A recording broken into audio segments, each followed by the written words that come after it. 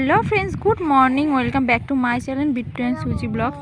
তো তোমরা সবাই কেমন আছো? আশা করি ভালো আছো, সুস্থ আছো। আমি খুব ভালো আছি। তো আমার ব্লগটা আমি এখান থেকে স্টার্ট করছি। আর আজ সকাল সকাল দেখতে পাচ্ছ রেডি হয়ে গেছে, আর রেডি হয়ে এখন বেরিয়ে পড়বো পুজো দেওয়ার জন্য। তো এই পুজোটা হচ্ছে মনসা পুজো। ভিডিওটা ছাড়তে একটু লেট হয়ে গেল আমার। তো এখন দেখো আমি মার সঙ্গে বেরিয়ে পড়েছি। মার ছেলেটাকে নিয়ে বেরিয়েছে, যেহেতু আমি ছেলেটাকে সামলাতে পারবো না। ছেলেটা সোনাটা যাওয়ার জন্য জেদ করছিল, সোনার ছেলেটা। তো ওদেরকে নিয়েই বেরিয়ে পড়েছি। তারপরে দেখো চলে এসেছি মন্দিরে। তো মন্দিরে এসে দেখো ওই দেখো আমাদের মা মনসা। তো এখানেই পুজো হয় বাসতলায়, আমাদের এখানকার বাসতলায় পুজো হয়। তো এখানে পুজো দিতে আসি আমরা প্রত্যেক বছর। তো প্রত্যেক বছর তোমাদের সঙ্গে শেয়ার করতে পারি না ভিডিও। তো এই বছরটা ভাবলাম একটু শেয়ার করি তোমাদের সঙ্গে, যেহেতু প্রত্যেক বছর আমার ছেলেকে নিয়ে আসি। তো আমার ছেলেকে সামলাতে হয় বলে, তাই ও তখন আগের বছর যেগুলো পুজো দিয়ে গেছে ও খুব ছোট ছিল, তার জন্য খুব কষ্ট হতো ওকে নিয়ে আসলে। তখন আমি ভিডিও শেয়ার করতে পারতাম না, ওকে সামলাবো না ভিডিও শেয়ার করবো বলো। মা আসতো না সেটা বলবো না, মা আসতো, কিন্তু তো হতো না। তারপরে দেখো পুজো দিয়ে চলে এসেছি, খাওয়া দাওয়া করে এখন আমি চলে এসেছি একটুখানি ছাদে। তো ছাদে দুপুরবেলা রিলস টিলস বানালাম, একটু ভিডিও করলাম, করে তারপরে এখন ছাদে চলে এসেছি। ছাদে এসে জামা কাপড়গুলো তুলবো। তো একটুখানি হালকা দেখো মেঘলা মেঘলা করেছে, মেঘলাও বলবো না, একদিকে আকাশ পরিষ্কার, একদিকে একটুখানি কালো হয়ে এসছে। তাই ভাবলাম যে জামা কাপড়গুলো তুলে নিয়ে আসি, নাহলে ভিজে যাবে। আর একটুখানি ঝিরি টাইপের বৃষ্টি পড়ছিল, তো তার জন্য জামা কাপড়গুলো তাড়াতাড়ি করে তুলে নিলাম। তো তুলে নিয়ে তারপরে নিচে চলে যাব, নিচে গিয়ে তোমাদের সঙ্গে আবার ভিডিও শেয়ার করবো। তো চলো ভিডিওটা দেখতে থাকো, সঙ্গে থাকো, একটু স্কিপ করো না, স্কিপ না করে পুরো ভিডিওটা দেখতে থাকো।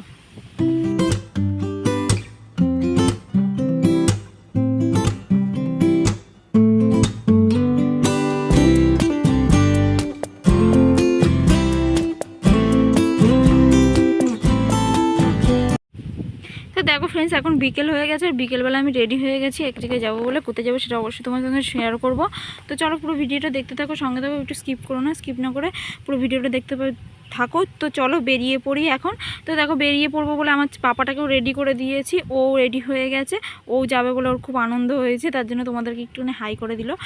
তো তারপরে দেখো আমি এখন গাড়িতে বসে পড়েছি, তোমাদের দাদা ভাইয়ের সঙ্গে যাচ্ছি। তো আমি মোটরসাইকেলে বসে রয়েছি, আর আমার ছেলেও দেখো এখন বসে রয়েছে এখানে। আর দেখো আমার পাপাটা কি সুন্দর গাড়ি চালাচ্ছে। ওর পাপা একটুখানি গাড়িটা স্পিড করে দেয়, আর ও ধরেই চালায়, জানো কি সুন্দর চালাই, পুরো সোজা করে ধরে থাকে হ্যান্ডেলটা। আর এইদিকে দেখো এখন চলে এসেছি আমরা গঙ্গাঘাটের দিকে। তো গঙ্গাঘাটের দিকে কেন এসেছি সেটা তো হয়তো তোমরা বুঝতে পারছো। হ্যাঁ, আমি একটুখানি শাঁখা পরতে এসেছি, আমি সরু শাঁখা পরবো। তো হাতে যেহেতু মোটা শাঁখা ছিল, তো আমার একটুখানি সরু শাঁখার পরার ইচ্ছা হয়েছিল, তো তার জন্য পরতে এসেছি। এই দেখো শাঁখার দোকানে চলেও এসেছি। তো শাঁখার দোকান থেকে দেখো এখন বাড়ি চলে এসেছি, আর বাড়িতে এসে দেখো এই শাঁখাটা পরে এসেছি। তো কেমন হয়েছে শাঁখাটা অবশ্যই তোমরা কমেন্ট করে জানিও।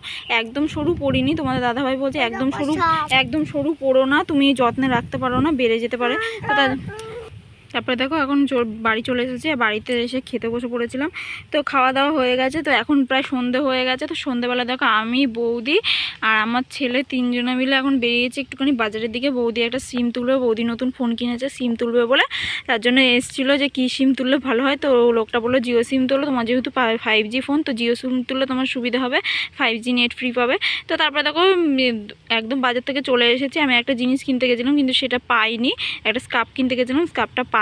তো তারপরে বাড়ি চলে এসেছি। বাড়ি এসে দেখো আমরা এখন খেতে বসে পড়েছি মুড়ি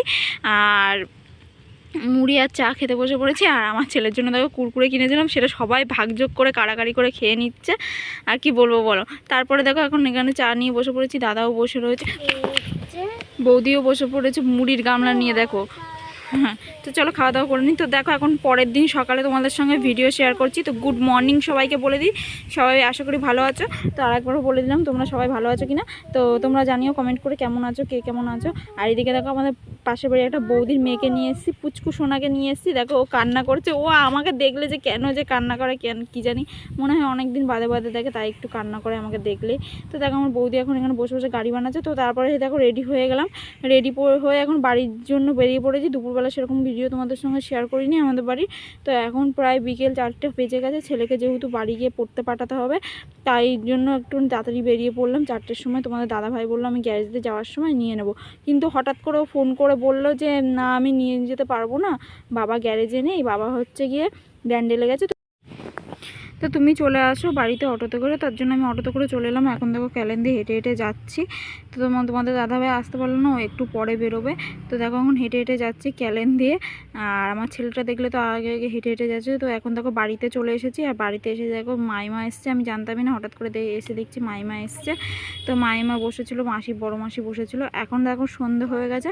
আর সন্ধেবেলায় দেখো তাল দিয়ে ময়দা দিয়ে চালের গুঁড়ো দিয়ে মাখছে। সেই পাতার মধ্যে, কলা পাতার মধ্যে তাল দিয়ে যে পিঠেগুলো করে না, সেই পিঠেগুলো করবে বলে মাইমা সব কিছু বানাচ্ছে। আর এদিকে দেখো মা কাটাকুটি করছে রাতে রান্নার জন্য।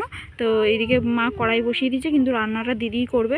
তো মা কড়াইটা বসিয়ে দিয়েছে। আর এইদিকে দেখো আমাদের গোপাল সোনাকে নিয়ে বসে রয়েছে। সোনা খুব বায়না করছিল গোপাল সোনাকে নেবে, তো তাই গোপাল সোনাকে নিয়ে বসে রয়েছে। আর এদিকে দেখো কাবলি ছোলা ভিজানো, মানে সেদ্ধ করা হয়ে গেছে, ভেজানো বলছি কেন, সেদ্ধ করা হয়ে গেছে। আজকে কাবলি ছোলা আর রুটি হবে। তো এইদিকে দেখো আমি এখন রুটি বেলা শুরু করে দিয়েছি। আর রুটি বেলতে গিয়ে দেখো সারা গা পুরো আটায় আটা। আমি তো রুটি বেলি না, রুটি দিদি বেলে দেয়। কিন্তু দিদির এখন একটু শরীরটা খারাপ রয়েছে বলে দিদি বললো যে আমি ছোলাটা রান্না করে দিচ্ছি, রুটিটা তুমি বেলে ভেজে নাও। তো আমি বেলতে বেলতে মা বেলে দিল, তো তারপর আমি ভেজে নিয়েছিলাম। তো এখন দেখো দিদি রান্না বসিয়ে দিয়েছে। আর এখানে দেখো মাংস দিয়ে হবে রান্নাটা। তো কাবলি ছোলাটা মাংস দিয়ে রান্না হবে। তো চলো রান্নাটা হয়ে যাক, তারপরে খাওয়া দাওয়া করে তোমাদের সঙ্গে আবার ভিডিও শেয়ার করছি। তো আমি কাবলি ছোলা বলছি বলে কেউ কিছু মনে করো না, অনেকে এটাকে চানা মশলাও বলে, কিন্তু আমাদের ওখানে আমি যেখানে থাকতাম সেখানে সবাই এগুলোকে কাবলি ছোলাই বলে। আর এখানটা যেখানে আমি এসেছি, মানে এখন বিয়ের পর এসেছি, তো এখানে সবাই চানা মশলাই বলে। তো আমি মানে চানা মশলা যখন বলতো না, তখন আমি অতটা বুঝতে পারতাম না। তো তারপরে দেখো এখন মাংসটা প্রায় কষা হয়ে গেছে। এখন দিদি যে ছোলাগুলো রয়েছে সেগুলো দিয়ে এখন কষিয়ে নেবে। তো তো চলো রান্নাটা হয়ে যাক, তারপর তোমাদের সঙ্গে আবার ভিডিও শেয়ার করছি।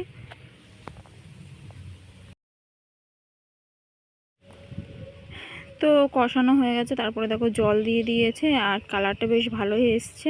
তো অনেক দিন পরে চানা মশলা রান্না করা হচ্ছে। দিদি শরীর খারাপ হওয়ার পর থেকে প্রায় রান্না করা হয় না, মানে পুচকুটা পেটে আসার পর থেকে প্রায় রান্না করেই না দিদি এই ছোলা ঠোলা। তো আজকে করলো, ভাবলো একটু খাবে। তো যেহেতু খেতে ইচ্ছা হচ্ছিলো বলে ভেবেছিলো একটু খাবে। তো চলো খাওয়া দাওয়া করে নিই। তো বানানো প্রায় কমপ্লিট হয়ে গেছে। এই দেখো চানা মশলা আর রুটি। তো কেমন হয়েছে অবশ্যই তোমরা কমেন্ট করে জানিও। আর এদিকে সবাইকে খেতে দিয়ে দিয়েছে মা, আর এইদিকে মাইমাকেও খেতে দিয়ে দিয়েছে। তো ফ্রেন্ডস, ভিডিওটা আমি এই অবধি করলাম। ভালো লাগলে লাইক করে দিও, কমেন্ট করে দিও, শেয়ার করে দিও। আর পাশ থাকা বেল আইকনটা অবশ্যই টাচ করে দিও, যাতে আমার ভিডিও তোমাদের কাছে সবার আগে পৌঁছে। তো টাটা, সবাই ভালো থেকো, সুস্থ।